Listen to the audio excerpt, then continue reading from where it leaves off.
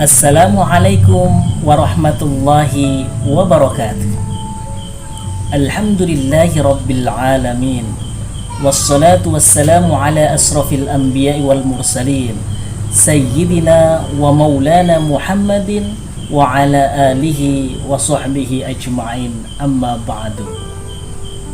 Sahabat Al-Falah TV yang dirahmati oleh Allah subhanahu wa ta'ala, sebuah hadis tentang 3 hal yang mengikuti jenazah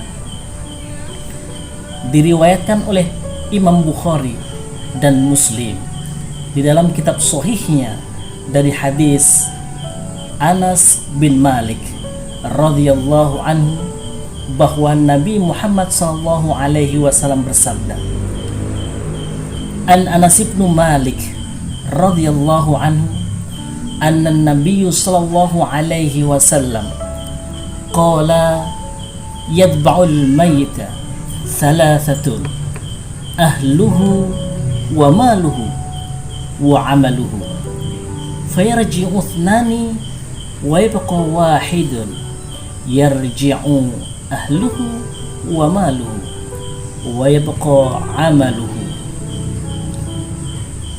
Jenazah itu diikuti oleh 3 golongan. Akan kembali 2 golongan dan 1 golongan akan tetap menemaninya. Dia akan diikuti oleh keluarganya, hartanya, dan amalnya. Maka keluarga dan hartanya akan kembali pulang, sementara amalnya akan tetap menemaninya. Hadis ini telah dijelaskan oleh Al-Hafidh Ibnu Rajab Al-Hambali di dalam risalahnya bahwa anak Adam mesti memiliki keluarga yang selalu berkumpul dengan dirinya. Harta sebagai bekal hidupnya. 2 sahabat ini selalu menyertainya dan suatu saat akan berpisah dengannya.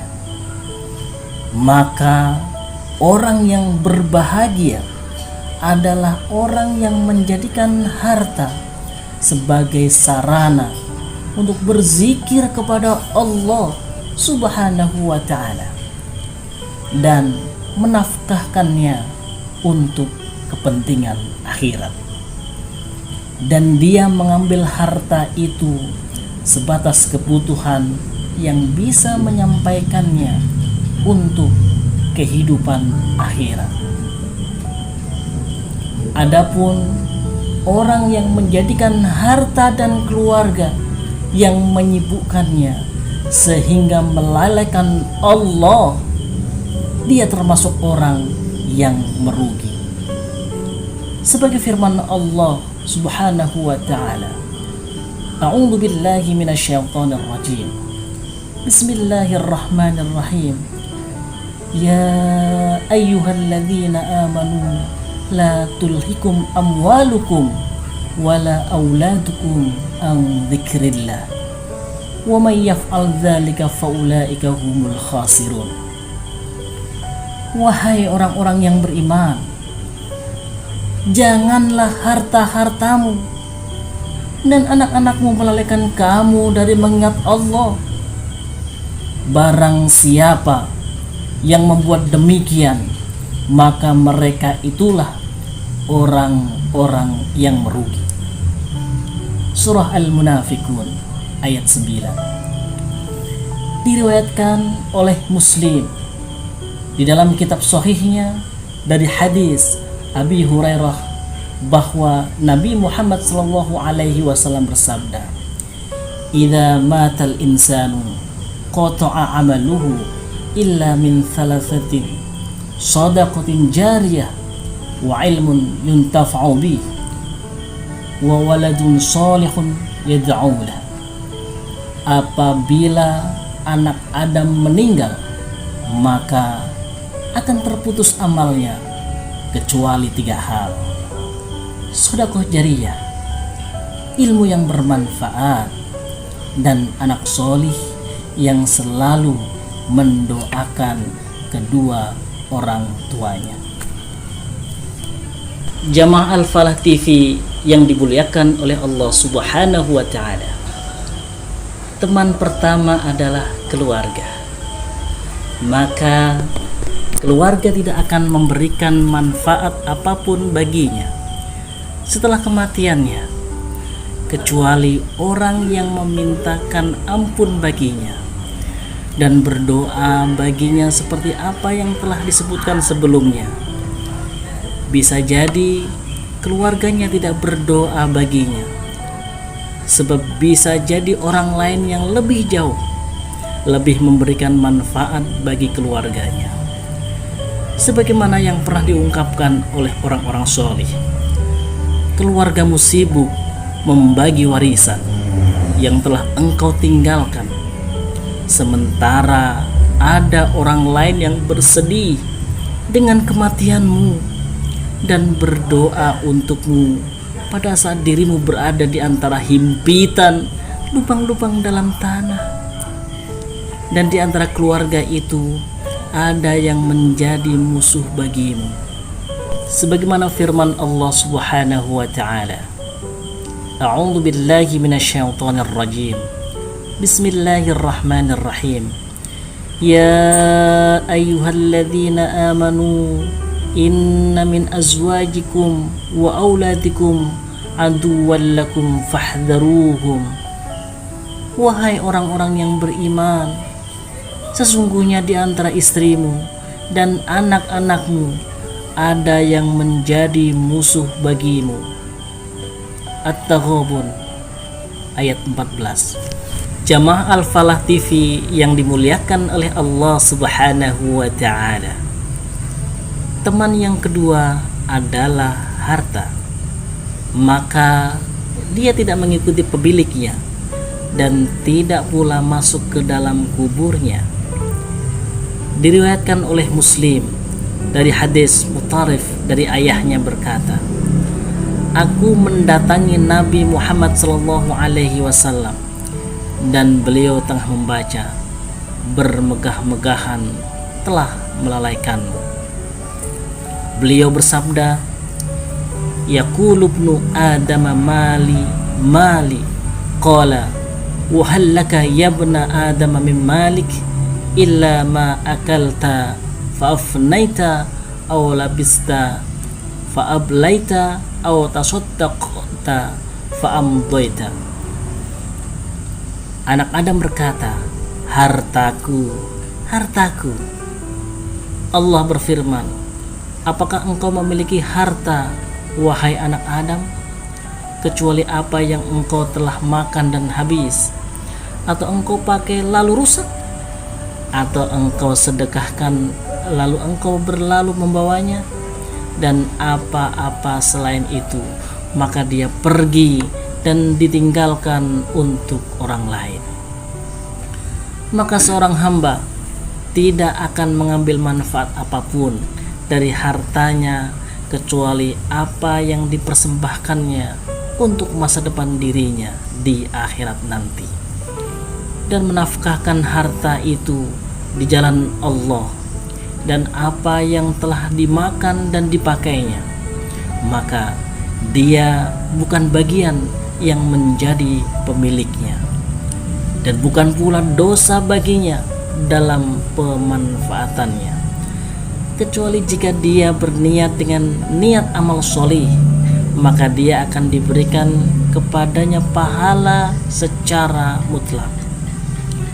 Ketika seorang meninggal, maka ia akan meninggalkan seluruh hartanya, rumah, mobil, perhiasan, tabungan, dan yang lainnya. Tidak akan ada yang menemaninya di liang lahat. Satu-satunya harta yang ia bawa hanyalah kain kafan. Semua harta dan kekayaan yang kita miliki sesungguhnya bukanlah milik kita. Setelah seseorang meninggal, maka rumah, mobil, dan segala hartanya akan menjadi hak ahli waris. Dan harta yang benar-benar ia memiliki adalah harta yang telah ia sedekahkan selama masih hidup. Zakat, infak, sedekah, harta yang kita keluarkan untuk membantu sesama, harta untuk berjuang di jalan Allah, dan lainnya. Maka itulah sesungguhnya harta milik kita. Dan apa yang telah kita sedekahkan, insya Allah akan memudahkan perjalanan kita di alam kubur nanti. Sebagaimana sabda Rasulullah SAW, sesungguhnya sedekah dapat memadamkan panasnya kubur bagi orang yang memberikan sedekah, dan sesungguhnya orang mukmin akan bernaung pada hari kiamat nanti di bawah naungan sedekahnya. Hadis riwayat Tabrani. Sahabat Al-Falah TV yang dimuliakan Allah, satu hal yang terakhir adalah satu yang tetap bersama mayat, yaitu amal. Ketika seseorang meninggal dunia dan dimakamkan, maka amal perbuatan dan ibadahnya lah yang akan bersamanya, menemani kehidupannya di alam barzakh. Amal baik maupun amal buruk yang pernah dia kerjakan semasa hidup, itulah yang akan menemaninya di alam kubur. Sahabat Al-Falah TV yang dimuliakan Allah, berbicara kematian kaitannya dengan amal, maka sesungguhnya keadaan manusia di alam kubur itu ada dua. Keadaan pertama adalah bagi orang yang banyak melakukan amal solih, maka kuburnya akan dilapangkan sejauh mata memandang. Kemudian datang kepadanya seseorang yang berwajah tampan dengan baju yang bagus dan aroma yang harum. Orang itu berkata, "Berbahagialah dengan kemudahan yang diberikan padamu. Inilah hari yang dijanjikan padamu." Mayit itu bertanya, "Siapa kamu? Wajahmu tampak bagus." Dijawab, "Aku adalah amal solehmu. Engkau selalu bersegera mentaati Allah dan enggan bermaksiat kepadanya, maka Allah mengajarkanmu dengan kebaikan." Sementara itu, bagi orang yang semasa hidupnya bergelimang amal buruk, maka kuburnya akan menyempit hingga meremukkan tulang-tulangnya. Pintu neraka dibuka sehingga dia akan merasakan panas yang luar biasa. Lalu datanglah seseorang dengan wajah dan pakaian yang buruk serta aroma tubuh yang busuk menyengat. Ia berkata, "Berbahagialah dengan kejelekanmu. Inilah hari yang dijanjikan. Engkau enggan taat kepada Allah, tetapi sangat bersemangat dalam bermaksiat. Maka Allah mengajarkanmu dengan kejelekan." Mayit itu bertanya, "Siapa kamu? Wajahmu amat buruk." Tamu itu menjawab, "Akulah amalmu yang buruk." Sahabat Al-Falah TV yang dirahmati oleh Allah Subhanahu wa Ta'ala, demikianlah kisah sebuah hadis tentang 3 hal yang mengikuti jenazah. Kita tunggu tema kajian berikutnya. Wassalamualaikum warahmatullahi wabarakatuh.